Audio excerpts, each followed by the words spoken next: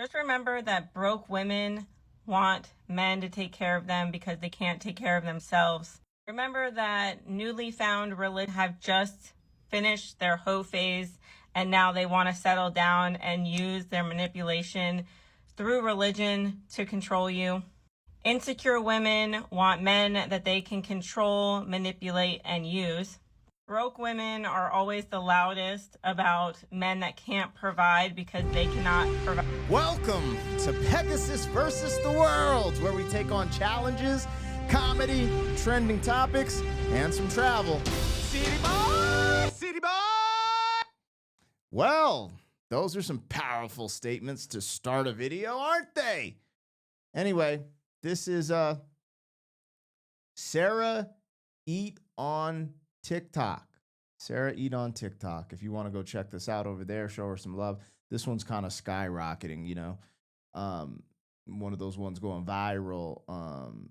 But I think it's interesting. She has a point.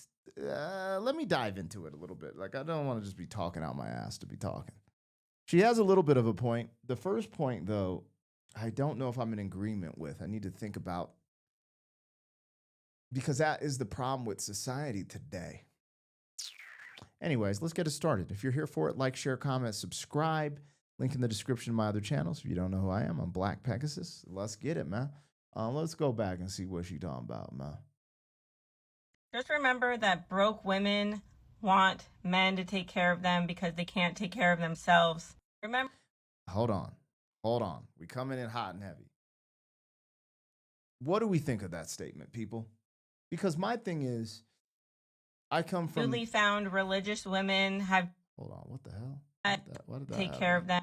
Anyway, I come from the background of like the traditional household, right? And so it's like, care of themselves. Remember that newly found religious women have just. What the fuck is going on? Why does it keep playing? What is happening? What is going on? Can I talk? See, this is the problem with women, man. Damn. Ain't let you get a word in, dog. She ain't gonna let me get a word in. Anyways, I don't know what's going on. I'm playing, you guys. I don't know why that keeps playing. We'll see if it happens again. But anyway, what I was trying to say is I come from more of a traditional background where no. It's not because women are broke and they can't provide for themselves. You know, as a man, you've always been kind of took the lead and provided for the woman, right? And then they provide a lot of value in the sense like they're having your children, they're raising your children. I just think in society, we've devalued women for curating society. What is the value of keeping a house together, raising great human beings, and then having a very good society, right? Now we see like society is falling apart by the seams in America. So that's my only thing. She's like, broke women will do this because they can't provide for themselves. But I'm like, and I'm not saying women shouldn't work, shouldn't have a career, do whatever, but I'm just saying I'm one of the people who I'm like, I'm okay with providing for a woman. And I would never look at like, oh, you a broke bitch. Like you bring value in other ways. That's how I would look at it. So, you know, again, there can be broken people out there with broke spirits and on some bullshit. I get what she's conveying, but going back to the back in the day stuff that I kind of gravitate to. Just remember that broke women want men to take care of them because they can't take care of themselves. Remember that newly found religious women have just finished their hoe phase and now they want to settle down and use their manipulation through religion to control you. I ain't gonna lie, that does happen. You know those, anyways. If you ever meet a very, very extremely attractive woman at your church and you're like, huh, it doesn't make sense. Yeah, she just found the Lord and she got some skeletons in those closets. Anyways, that's something that you definitely see going on in society. Now, it's not always true. Like, there's good women in church, right?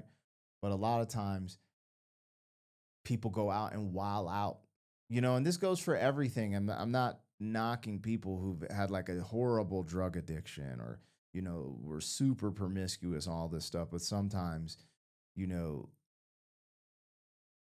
there is that. There is like, oh, the come to Jesus moment, and then it's just like, wow, I did a lot of this stuff, but I've been forgiven type of thing, which is fine, which is fine. You have been forgiven. But what she's saying, there is a amount of people out there that do. I don't know if they're going to use religion to manipulate you. I think the religion has maybe helped them find a new course, a new path, and a new way to, have a better quality of life. Could they use things to manipulate? Anyone could use anything to manipulate you. So, anyways, but there's a little bit of truth to that. Insecure women want men that they can control, manipulate, and use. I'll accept that. Broke women are always the loudest about men that can't provide because they cannot provide for themselves. I'll accept that answer as well. Women who want nothing in a relationship lack ambition, which means she will likely kill every single one of your dreams or ideas that you've ever had. That's interesting. That could happen. That's let's bring that one back. That be kind of spitting on that. Which means she will likely kill.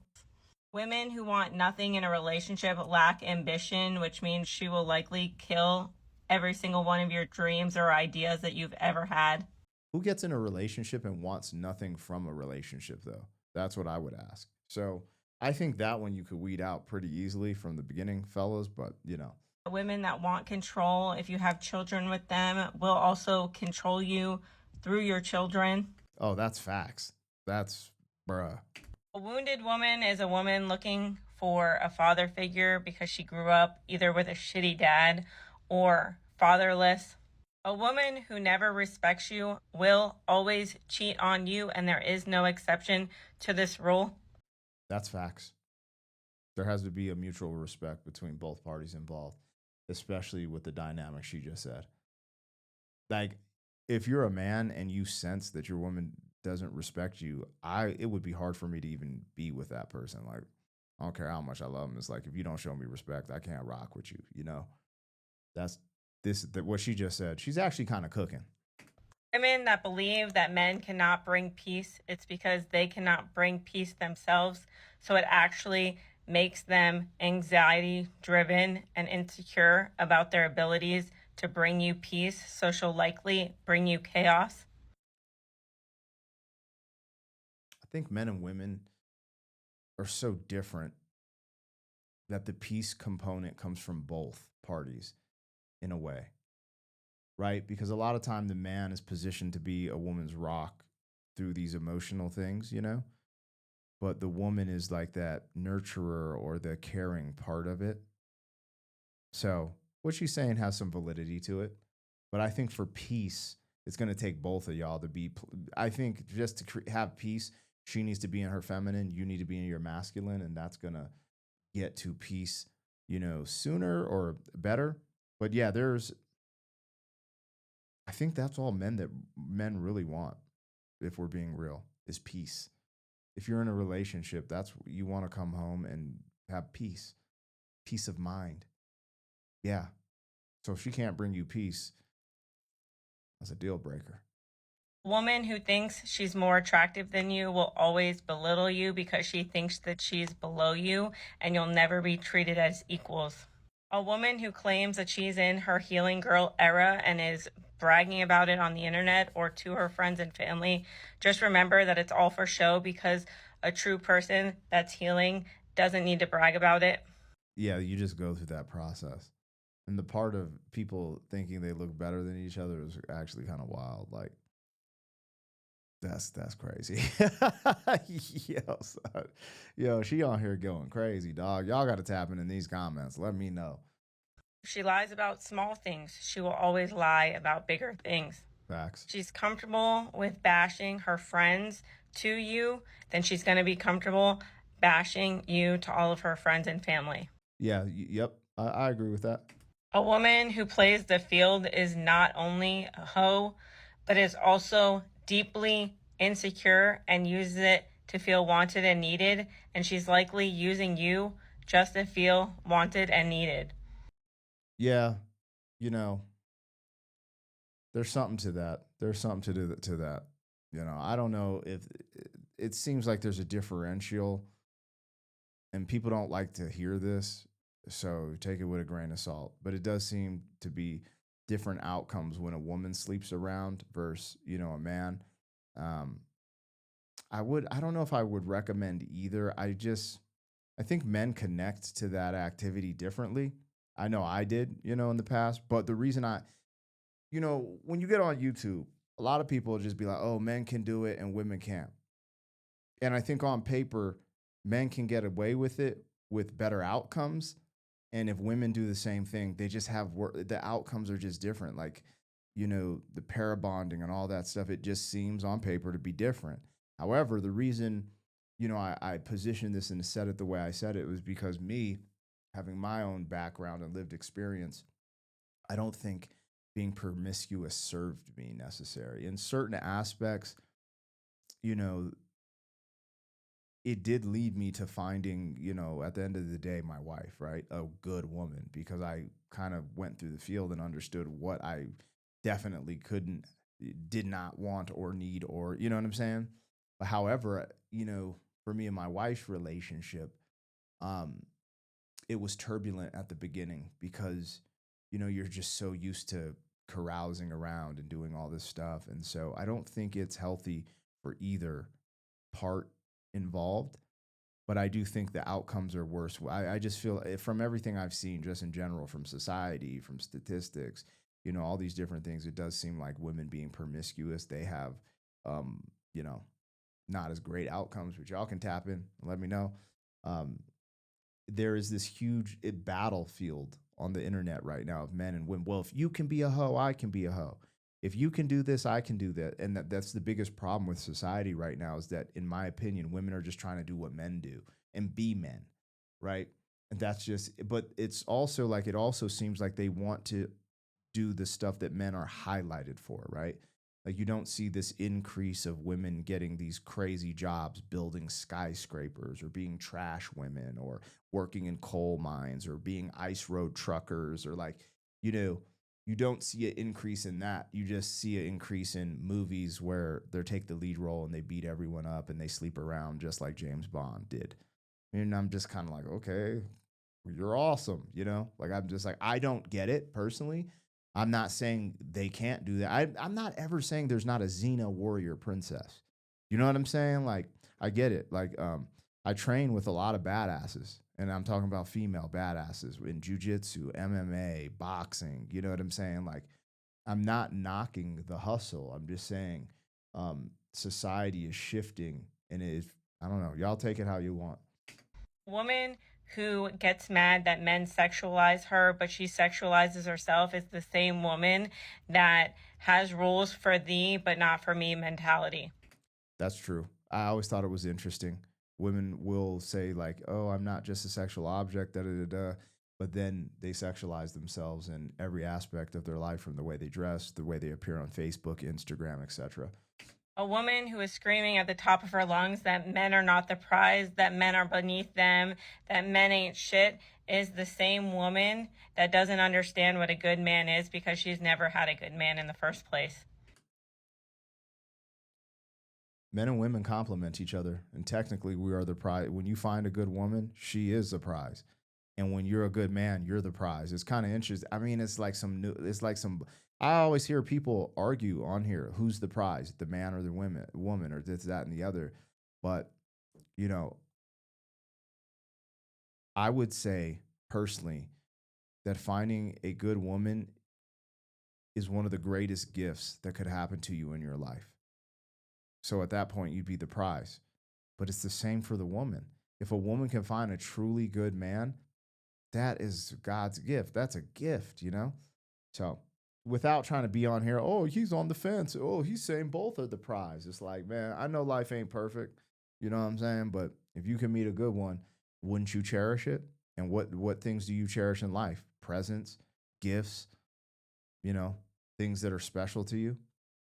So what does that mean? That's how I look at it. The type of woman that you need is someone that is submissive, that will listen to your leadership, who wants to grow with you, who wants to build with you, who believes in partnership and loyalty, who will do anything for you and doesn't disrespect you in the process. Okay, bye. All right. What the hell? She just cooked. I'm not mad at that end piece. You know, a lot of women in today's day and age, they hear the word submissive and it makes them, you know, lose their mind. But I just think there's roles and there's a lot of role reversal going on in the current day society. So people are going to be what they be and do what they do. And the sooner you figure out I mean, I was going to say what works best for you, but honestly, you should figure out what works best fundamentally.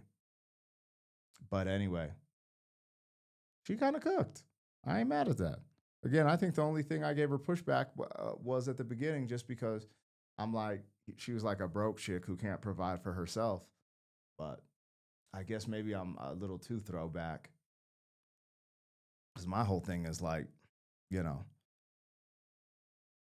I provide for my family, you know, but it wasn't always like that. And I always felt down on myself. Like when I started dating my wife and like we moved in together and, you know, I was providing, it was like 50-50. Then it was 60-40 me, then 70-30, you know, 80-20. But still not providing everything. Just felt, maybe it's just because I was raised in the era where, you know, the dudes were really supposed to get after it. And, you know, my pops, you know, my mom had to go back into the workforce after my dad got out the military. So I don't know why I felt like that. I just always wanted to be able to provide solely and, you know, her not to have to worry. And now that we're at that point, it feels amazing. I love it.